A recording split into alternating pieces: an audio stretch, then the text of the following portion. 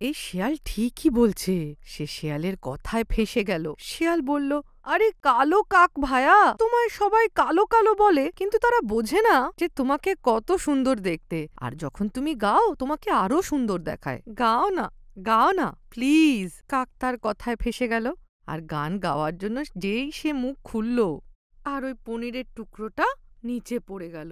শেয়াল অমনি ফটাফট সেটা তুলে নিজের মুখে পুরে দিল, আর ওখানে দাঁড়িয়ে দাঁড়িয়েই সেটা খেয়ে নিল। আহা, কি মজাই না পেলাম। কাক তো হা হয়ে গেল। শেয়াল বলে, এ কালো কাক, কি দেখছিস? যা উড়ে যা এখান থেকে। আমার কাজ তো হয়ে গেছে, আমি চলি। কালো কাকটা নিজের ওপর খুব রাগ হলো। সে অন্যের কথায় ফেঁসে গিয়ে নিজের খাবার হারিয়ে ফেলল। তো বাচ্চারা, এই গল্প থেকে কি শিখলে? এই যে অন্যের মিষ্টি মিষ্টি কথায় ভুললে চলবে না। যা সত্যি তা মেনেই চলতে হবে।